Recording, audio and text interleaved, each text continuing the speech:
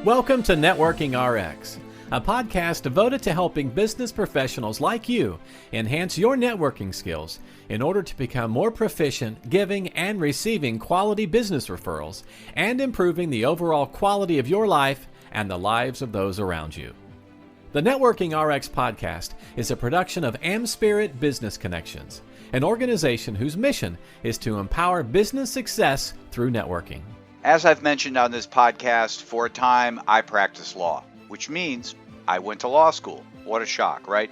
Those things kind of go hand in hand. You got to go to law school to practice law. What I don't mention often, not trying to hide it or anything like that, but I was part of a joint degree program. I got my law degree and my MBA at the same time. I won't get into all the complexities of it. It's not terribly complex. But there was a year there where I was taking classes at the graduate business school and at the law school, and I needed to accumulate so many credits to graduate from both programs. So I was always looking for those classes where I could double dip, right? Where I could take one class and I get credit in both places. And the one that really stood out in my mind was negotiation. And so I took this class in negotiations, and there was a case study in there, and it's termed orange negotiation, or two sisters and an orange scenario. And essentially how it goes is this, is that there are two sisters who both want an orange, and there's only one orange. And they, they're each saying they get the orange. And so there's a conflict there. But what doesn't come out initially, okay, who gets the orange? One's older, one's younger, one's, whatever. It goes into all this stuff.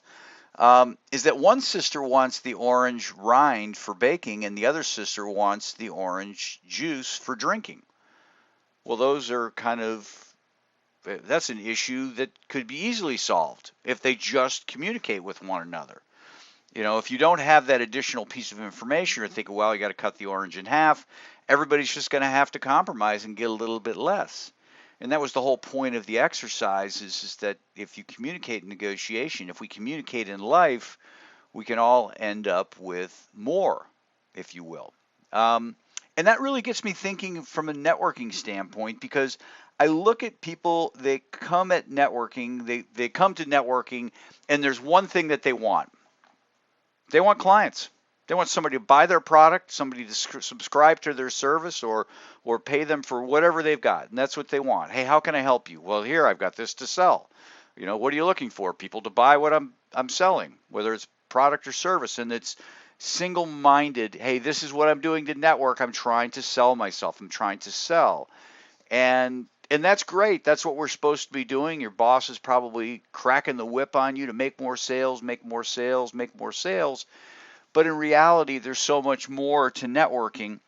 And I look at, as people network, they essentially are managing three portfolios, or three buckets, if you will. And those three buckets are, I've already mentioned the first. This is what you have to sell, and that's why you're out networking. You're meeting people to sell what you have in that sales portfolio, that sales bucket. That's the first bucket. But what people often overlook is the second bucket. And the second bucket, the second and the third bucket, what they overlook is it's the bucket, or the portfolio, I call it, or the wants and the needs. Okay, yeah, but I want clients. Okay, but beyond what it is you sell, what are the wants and the needs? What are the things that you need to have happen to get yourself in position to make the sale? Beyond just having somebody put right in front of you with a blank check ready to fill in the information to pay you. What are the other things that you need? And so as you get out there and network, you need to think about those sorts of things too. Somebody might not be your client. I'm always floored. People will email me and like, hey, I've got this great product. Yeah, you're the perfect candidate. I've talked to lots of other people with businesses like yours, which is false because I don't have a lot of people who have businesses like mine. Talked to a lot of people who have businesses like yours, and they think this is the greatest thing since sliced bread, and you will too. Don't ask any questions, just buy. And that's great, but what they don't get at are the other things that I might be able to help them with. And those are the things that are in their needs want bucket. I'd like introductions to these strategic partners. I'd like to be alerted to trade shows that I might not know about, other opportunities to get out and meet other people. I would just like you to understand my product because it might not be for you. I think it could be, but it might not be for you. But if I could have take the time to just explain it to you in a non-threatening, non-salesy sort of a way, maybe you would know somebody or will come across somebody. That's the wants and the need bucket. Information. I'm trying to do this thing with AI, or I'm trying to do this thing with social media. Well, I might have answers to those things. And so as you approach your network, yeah, you want to be selling. I get that. I totally get that. But you also have other things that shore up your business. Your business is not made entirely on sales. Yes, that income drives the bottom line. That revenue drives the bottom line. But you have all sorts of other things that that challenge you. I have things that challenge me every day in business, and revenue items are not, sometimes aren't in the top 10. You have other things that are really kind of pressing on you. You've got, dealing with attorneys, you're dealing with audits, you're dealing with computer systems, all these things, trying to do more with less, all these things. And that's that want needs bucket. So 3 buckets. The first 2 are the thing you have to sell, the product or service you have to sell. The second bucket are the wants and the needs that you have beyond trying to sell your product. What are the things that build up the foundation of your business that support you in delivering that product or that service? What are the things there that you might need help with? And that's the second thing you can use your network for. The third thing that people overlook is the third bucket, if you will, or third portfolio, is what I call the share bucket. What is it that you have out there that you can offer to other people beyond what you sell that could help them? Think about it. Who are the people you could introduce, the people you're talking to, two twos there, who are the people you could introduce others to that would help them? Stopping and, okay, I'm not selling to you. I'm not going to lead with that. How can I help you?